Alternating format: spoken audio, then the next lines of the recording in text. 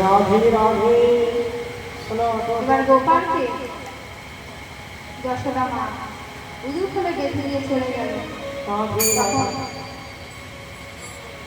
গোপালকে যেন কেউ ডাকছে, ও দয়াল ঠাকুর তুমি আছো কত দূর, পাবো নাকি তোমার দর্শন। ঠাকুর তুমি আছো কত দূর, পাবো নাকি তোমার দর্শন। ও দয়াল ঠাকুর তুমি আছো কত দূর, পাবো নাকি তোমার দর্শন। ও দয়াল ঠাকুর তুমি আছো কত দূর, পাবো নাকি তোমার দর্শন। ওই ও দয়াল ঠাকুর তুমি আছো কত দূর, পাবো নাকি তোমার দর্শন। আমি পথে বসে আছি,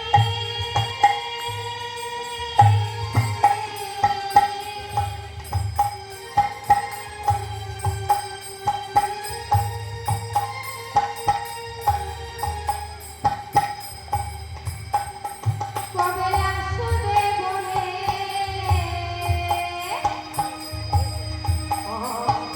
ও দয়াল ঠাকুর তুমি আছো কত দূর, পাবো নাকি তোমার দর্শন। ও দয়াল ঠাকুর আছো কত দূর, পাবো নাকি তোমার দর্শন। বলো দয়াল ঠাকুর তুমি আছো কত দূর, পাবো নাকি তোমার দর্শন। ভগবানকে ডাকছে, বলছে হে প্রভু আমরা কি তোমার দেখা এখনো পাবো না? যশোদা আমার আঙিনা জমার অর্জুন গাছ ভগবানকে ডাকছে। এই জমার অর্জুন কে তোমার, আর কি করেই বা তারা জমার অর্জুন হলো? তাহলে চলুন আমরা একটু জেনে ছোট্ট করি। এই জমার অর্জুন হলো ধন কুবেরের পুত্র নলকুবের আর মণিভদ্র। এবার এই নলকুবের মণিভদ্র কি করছিল মা? ওই নদীতে উলঙ্গ হয়ে অপ্সরার সঙ্গে জলক্রীড়া করছিল। আর তখনই সেই রাস্তা দিয়ে নারদ মুনি যাচ্ছিলেন। তখন নারদ মুনিকে দেখে অপ্সরা গায়ে বসন নিয়েছিল মা, কিন্তু ওই নলকুবের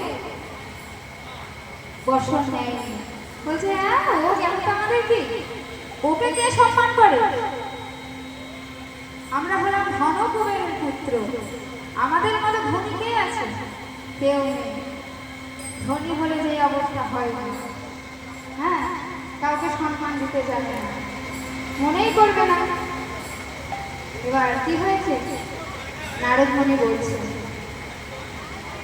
তোরা আমাকে দেখে এই রূপ দীক্ষের ন্যায় আচরণ করলি, তো যা আমি তোদেরকে অভিশাপ দিলাম,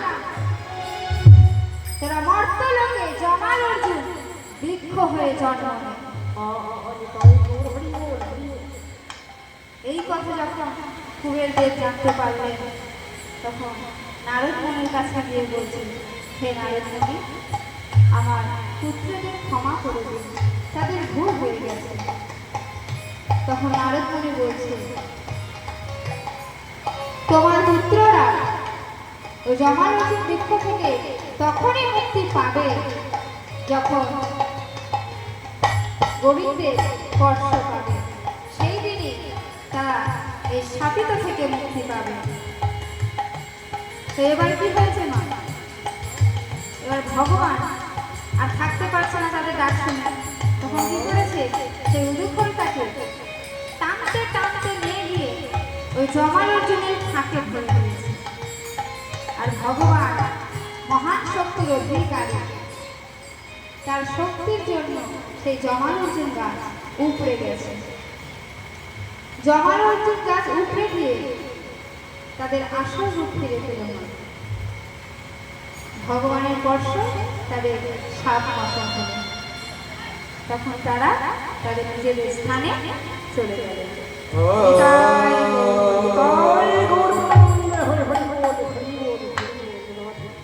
ঠিক সময় কানুতে সিদামে কথা বলরাম আসি কথা। বলতে সীতামে কথা বলরাম আসি কথা। বলতে সীতামে কথা বলরাম আসে কথা। যুগল বিস্থানে শান দিল দিল গো। ও যুগলবি স্বামী শান দিল দিল গো। যুগলে বিষমে সালো দিল দিল গো। কানুতে সিদামে কথা হচ্ছে এমন সময় বলরামও সেখানে এসেছে। এবার কি হয়েছে, এবার তাদের কথাবার্তা শুনে সকল সখাগণ সেখানে হাজির হয়েছে। শুনিয়া রাখালো সব দিয়া বাবা। শুনিয়া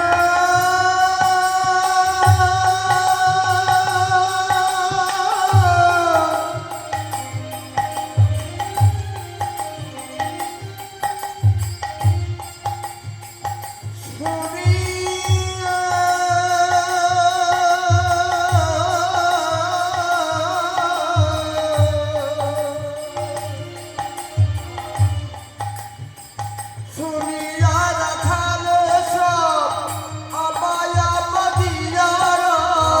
শুনিয়া রাখালো সব আবায় আমাদিয়ারা। রাম কৃষ্ণের দুদিকে দাঁড়ালো দাঁড়ালো। ও রাম কৃষ্ণের দুদিকে দাঁড়ালো দাঁড়ালো। রাম কৃষ্ণের দুদিকে দাঁড়ালো। তখন সকল সখাগণ রামকৃষ্ণের দুই দিকে দাঁড়িয়েছে। শ্রীকৃষ্ণের কথা বলতে হবে, মুরলীর কথা বলতে হবে। গেল সবে যশোদার নিকটে, অহ গেল সবে যশোদার নিকটে। সবে যশোদা নিকটে। গেল সবে যশোদার নিকটে। ওই গেল সবে যশোদার নিকটে।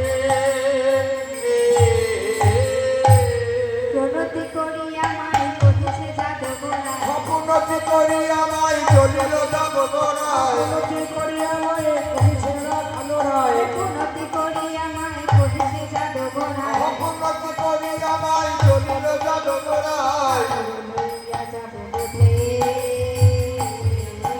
আহ্বানরে লইয়া যাব বসে। লইয়া যাব বসে। মা যশোদা গো, ভাই কানাইকে ভালো করে সাজিয়ে দাও, আমরা ভাই কানাইকে গোঠে নিয়ে যাব। তখন বলরামের কথা শুনে শুনি বলরামের বাণী মূরছিত নন্দরানী। শুনি বলরামের বাণী মূরছিত নন্দরানী। শুনিয়া রামের বাণী মূরছিত নন্দরানী। লোটায়ে পড়িল ভূমি তলে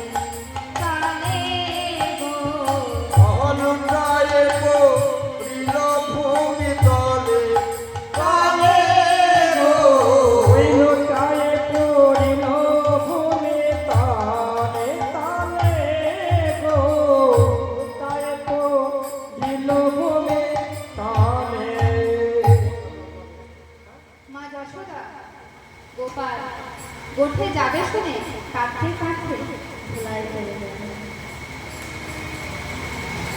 আরে কেঁদে